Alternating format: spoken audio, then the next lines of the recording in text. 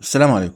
النهارده في الفيديو ده هنتكلم عن كام خبر مهمين جدا يخصوا النادي الاهلي. ان شاء الله نتناقش معاكم في استبعاد اليو ديانج ومشاركة امام عاشور، وكمان تفاصيل تجديد عقده، وكمان تعاقد النادي الاهلي مع الظهير الايسر لبتروجيت، وكمان في مهاجم سيتم التعاقد معاه في يناير القادم. زي ما كنا عارفين طبعا ان اول مباراة للنادي الاهلي في الدوري المصري كانت مع مودرن سبورت اللي انتهت بنتيجة 2-2. خوسيه ريبيرو في الماتش ده استبعد اليو ديانج ومحمد الشناوي. استبعد اليو ديانج ومحمد الشناوي اعتقد عشان المستوى بتاعهم الفني اللي كان في اخر مباراة في كأس العالم للأندية اللي كانت مع بورتو، لان الاتنين اخطاء فنية كانت سلبية جدا في المباراة. بناء على رغبة خوسيه ريبيرو على عدم مشاركة اليو ديانج، ممكن يكون عشان زي ما قلت لكم الاخطاء اللي اخطاها اليو ديانج في المباراة الاخيرة امام بورتو، او ممكن يكون ليه رؤية فنية يعني في الملعب. ممكن يكون شايف ان اليو ديانج مش هيأدي المهام الفنية اللي هو عايزها في المباراة دي، وشايف ان في حد تاني محتاج ان هو يأدي الأداء اللي هو محتاجه فنيا في الملعب. فاحتمال برضو ان بعد كده اليو ديانج هيشارك مع النادي الاهلي اساسيا، يعني الله اعلم، هنشوف لسه. بس بناء على رغبة خوسيه ريبيرو في عدم مشاركة اليو ديانج في المباراة الاولى وعدم اقتناعه بمستواه، كان قاعد على الدكة عموما في المباراة الاولى. يعني كان من ضمن ال21 لاعب اللي كانوا في القائمة، ولكن هو لم يستعين بيه لأسباب فنية أو عدم اقتناعه. دي اللي هتوضح لنا الصورة بعد كده من خلال المباريات اللي جاية إن شاء الله. فتحت قنوات اتصال ما بين إبراهيم كمارا وكيل أليو ديانج ووكيله المصري المقرب منه اللي هو أحمد يحيى. أحمد يحيى مش وكيل رسمي، ولكن هو وكيل مقرب جدا لأليو ديانج، وهو اللي كان وراء إعارة أليو ديانج إلى نادي الخلود السعودي، لكن هو ليس وكيله الرسمي. اليو ديانج قرر ان هو لو ما لعبش في الماتشات اللي جايه خلال الموسم اساسيا مع النادي الاهلي، او مش لازم يكون اساسيا كل ماتش، بس على الاقل يلعب معظم الماتشات. يعني هو محتاج ان هو يلعب معظم الماتشات اللي جايه ان شاء الله في الدوري بصفه عامه، عشان هو عايز يلتحق بمنتخب بلاده في المشاركه في البطوله الافريقيه. فعدم مشاركته مع الاهلي معناها رحيله. هو طبعا اليو ديانج باصص ان هو المدير الفني لمنتخب بلاده لازم يختاروا او لازم يشاركوا في البطولة الافريقية عشان يأدي او يشارك مع فريقه في البطولة دي. فمعنى ان هو ما يشاركش مع الاهلي، فاكيد المدير الفني لمنتخب بلاده مش هيستعين بيه في البطولة. ديانج مدي مهلة في التوقف، حتى التوقف اللي هيكون ان شاء الله في نوفمبر قبل السفر الى كأس الامم، وعايز يعني يعرف ان كان هو هيشارك او مش هيشارك، ايه رأي المدير الفني فيه، لان هو طبعا من جواه حاسس ان المدير الفني اللي هو خوسيه ريبيرو مش مقتنع بيه. وبالتالي اليو ديانج بلغ كابتن محمد يوسف المدير الرياضي ان هو عايز يجدد عقده وما عندوش مشاكل، والخلافات المادية مش هيكون ان شاء الله في عائق بالنسبة للخلافات المادية في التجديد، ولكن الاهم ان هو يلعب.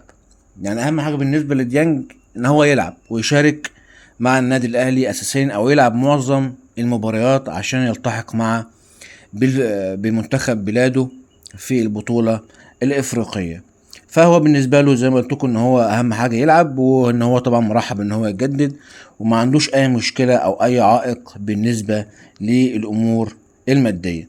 ولو لم يتم اشراكه مع النادي الاهلي في المباريات القادمة، هو قرر ان خلاص ان هو عايز يرحل في يناير ان لم يتم مشاركته مع النادي الاهلي، وعدم اقتناعه او اقتناع المدرب اللي هو خوسيه ريبيرو باللاعب. يعني خوسيه ريبيرو مش بيشارك عماد النحاس في الاراء الفنيه، ودي حاجه يعني مش كويسه اكيد 100%. ليه؟ لان عماد النحاس زي ما احنا عارفين في اخر مباريات الموسم اللي فات في الدوري هو يعتبر هو اللي كسبنا الدوري. هو اكتر واحد فاهم اللعيبه، اكتر واحد فاهم الدوري المصري بيتلعب ازاي، اكتر واحد فاهم الفنيات والمستوى بتاع الفرق التانية، ومدربين بيفكروا ازاي. قبل كده كان مدير فني في الدوري المصري، ولعب قدام تقريبا كل الفرق، وعارف مستويات الفرق كلها، وعارف الدوري المصري اكتر من خوسيه ريبيرو. فان خوسيه ريبيرو ما يشاركش عماد النحاس في الامور الفنيه، فدي حاجه مش كويسه خالص. يعني انا شايف اصلا ان عماد النحاس فنيا احسن من خوسيه ريبيرو. ماليش دعوه بقى بان خوسيه ريبيرو السي في بتاعه عامل ازاي، ادى ازاي قبل كده مع فرق مختلفه في دوريات مختلفه في بطولات مختلفه، بس انا بتكلم على الدوري المصري واللاعيبه المصريين. لا، عماد النحاس عنده خبره اكتر، وعنده فنيات احسن، وعنده اراء ورؤيه ممتازه اكتر من خوسيه ريبيرو. فانت خوسيه ريبيرو المفروض تشارك عماد النحاس معاك في كل الفنيات. دي حاجه 100، خصوصا ان خوسيه ريبيرو كمان ما كانش بيلعب كوره. يعني عماد النحاس الراجل كان بيلعب كوره وفي النادي الاهلي، يعني عنده خبره كبيره كبيره جدا جدا جدا عن ازاي يتعامل مع اللعيبه المصريين، ازاي الرؤيه الفنيه بتاعتهم في الملعب، مين هيأدي مين مش هيأدي. يعني المباراه اللي فاتت كان بيرجح ان اليو ديانج يلعب اساسي، كان بيرجح ان بن شرقي يلعب اساسي، يعني كان بيرجح ان يلعب باتنين راس حربة. يعني كل اللي الناس اتكلمت فيه بعد المباراة، والاخطاء اللي اخطاها خوسيه ريبيرو من وجهة نظر الناس هو قالها. اذا هو عنده رؤية لازم يؤخذ بها، لازم يؤخذ بها. ان شاء الله امام عاشور بيراجع عقود التجديد هو وكيله مع النادي الاهلي، وان شاء الله خلاص تم الاتفاق على كل شيء، وخلال ايام ان شاء الله سوف يتم التوقيع على العقود اللي هو 40 مليون جنيه و14 مليون جنيه اعلانات، اعلان في اعلان 7 و7. ان شاء الله امام عاشور هيشارك امام المحلة يوم 25 ويوم 30 مع بيراميدز، وكمان هيشارك مع بيراميدز ان شاء الله زي ما قلنا يوم 30. ولكن يوم السبت امام فاركو مش هيتم مشاركة امام عاشور، عشان طبعا الاصابة اللي موجودة لسه في كتفه. امام عاشور لديه الدوافع الكبيرة جدا للعب يوم 25 ويوم 30 للانضمام الى المنتخب. كمان امام عاشور بيلعب على حتة ان هو عايز ينضم للمنتخب بقى. امام عاشور جعان كورة، عايز يلعب مع منتخب، عايز يظهر، خصوصا بعد تصفية الامور ما بينه وما بين حسام حسن. طبعا عارفين كان في مشاكل ما بينه وما بين حسام حسن قبل كده في عدم انضمامه الى المنتخب، وعدم اختيار امام عاشور للمنتخب من قبل المدير الفني لمنتخب مصر اللي هو حسام حسن، بعد استبعاده طبعا في المباريات اللي فاتت مع المنتخب. فهو امام عاشور عايز ان هو يشارك مع المنتخب استعدادا لتصفيات كأس العالم وكأس افريقيا، وان شاء الله امام عاشور هيكون اضافة قوية جدا للمنتخب، وهيفيدنا كتير جدا فنيا في الملعب. ان شاء الله بكرة الثلاثاء سيتم الاعلان عن العقوبات على جمهور نادي الزمالك من رابطة الأندية. المفاجأة بقى ان النادي الاهلي لما بعت الشكوى بتاعته لرابطة الأندية طلب فيها ان هم يطبقوا اللائحة، وتطبيق اللائحة هنا بتقول ان ده كان فيه سب جماعي. يعني التقارير بتاع الحكم بعد المباراة كان قال لك في سب جماعي من الجماهير، واللي هي عقوبتها هي 100,000 جنيه يعني غرامة. فدي غرامة ما اعتقدش ان هي مؤثرة قوي، يعني ايه 100,000 جنيه؟